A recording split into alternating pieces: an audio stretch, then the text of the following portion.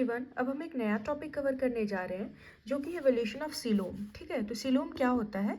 एक fluid filled space होता है बॉडी वॉल और एलिमेंट्री कैनाल के बीच। इसको 3 जर्म लेयर में डिवाइड किया गया है, that is ectoderm, mesoderm and endoderm. अब on the basis of coelom या फिर बॉडी कैविटी की बात करें तो इसको 3 पार्ट में डिवाइड किया गया है। असीलोमेट जिसमें विदाउट कैविटी, ठीक है, ये इक्टो और मीजो में डिवाइडेड होता है। इसके एग्जाम्पल्स हैं पॉरीफेरा एंड सिलेंट्रेटा। ठीक है, मैं बात करूँ सीडोसिलोमेट की तो उसको हम लोग फॉल्स सिलोम कहते हैं। सीडो का मतलब ही होता है फॉल्स। उसके बाद यूसिलोमेट की बात करें या फिर हम लोग ट्रू सिलोम कहेंगे तो इसमें इक्टो मीजो दोनों प्रेजेंट होता है। प्लस देखिए यहाँ पे ये ड्यूट्रोस्टोम्स और प्रोटोस्टोम्स जो कि साइजोसिल और इंटेरोसिल को कवर करता है।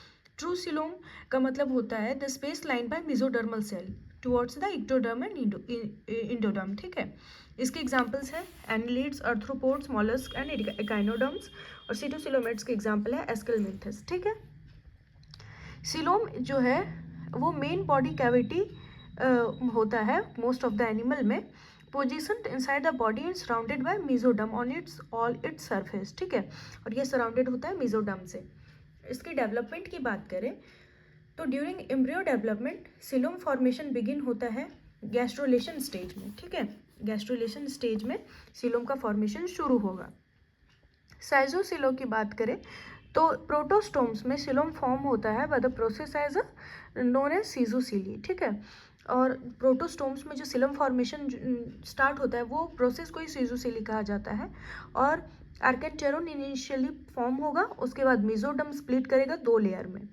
अब हम बात करें इंटेरोसिली की तो ड्यूट्रोस्टोम्स में सिलोम जो है वो फॉर्म होता है इंटेरोसिली से और आर्केंटेरोन वॉल प्रोड्यूस करता है मेसोडर्म के बर्ड्स। और ये मेसोडर्मल जो है वो डायवर्टिकुलर हॉलो होते हैं जो कि बाद में सिलोमिक कैविटी का फॉर्मेशन करेंगे।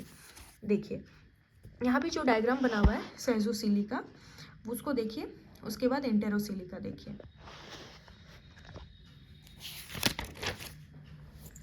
अब हम बात करेंगे उसके ओरिजिन और एवोल्यूशन, मतलब कौन कौन से थ्योरीज आए थे। तो पहला तो असिलोमेट थ्योरी था।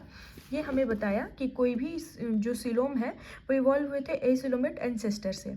इंटेरोसिलोम थ्योरी बताता है कि सिलोम जो है वो इवॉल्व हुए थे गैस्ट्रिक पाउचेस से, जो किसमें प्रेजेंट होता है निडेरियन के एंसेस्टर में। अलग अलग थ्योरीज दिए गए। पहला थ्योरी था इंटेरोसिल थ्योरी जिसको लैंगस्टर ने 1877 में दिया था। ठीक है, this theory argues that coelom evolve from gastric pouches. ये बताते हैं कि सिलोम जो है वो गैस्ट्रिक पाउचेस से इवॉल्व होता है। कुछ निडेरियंस जो है जिनके एंसेस्टर एंथोजोन्स हो गए या फिर स्कैफोजोन्स होते हैं, ये थ्योरी प्रपोज करता है कि जितने भी बायलैटरल एनिमल्स हैं, ठीक है, वो बेसिकली सिलोमेट होते हैं। Enterocoelous mode of coelom formation is embryogeny of echinoderms. ठीक है, ये फॉर्म होता है एम्ब्रोजेनी से हेमिकॉर्डेट, और ये किस में होता है? इकाइनोडर्मेट्स में, उसके बाद हेमिकॉर्डेट्स में, कॉर्डेट्स में। ठीक है, इसके जो मेन सपोर्टिंग एविडेंस इनमें मिले थे हमें। देखिए इसका डायग्राम। अब गोनोसेल थ्योरी इसको बर्ग ने दिया था 1885 में, मेयर हैट्सटेक ने 1877 में और मेयर ने 1890 में। ठीक है, उसके बाद बात करें regard the coelom as cavity of expanded gonad. Gonocoel theory ये बताता है कि जो कैविटी फॉर्म हुआ है वो गोनाड के एक्सपेंशन से हुआ है।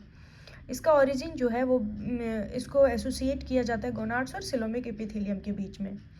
बर्ग ने बताया कि सिलोम जो है इनिशियली वो सेगमेंटेड था। ठीक है, और धीरे धीरे इलार्जमेंट होने के कारण या फिर कैविटेशन होने के कारण गोनाड्स में, और बाद में जाकर फिर गैमेट का रिलीज होता है। No embryological support because gonads do not arise before coelom. अब इसका कोई सपोर्ट नहीं है एम्ब्रियोलॉजिकल सपोर्ट, क्योंकि ऑब्वियस सी बात है ना कि गोनेट्स जो है वो सिलोम के पहले तो डेवलप नहीं किए हैं। तो इसका ये एक डायग्राम है। नेक्स्ट हमारे पास नेफ्रोसिल थ्योरी। नेफ्रोसिल थ्योरी को लैंगस्टर ने दिया था 1874 में।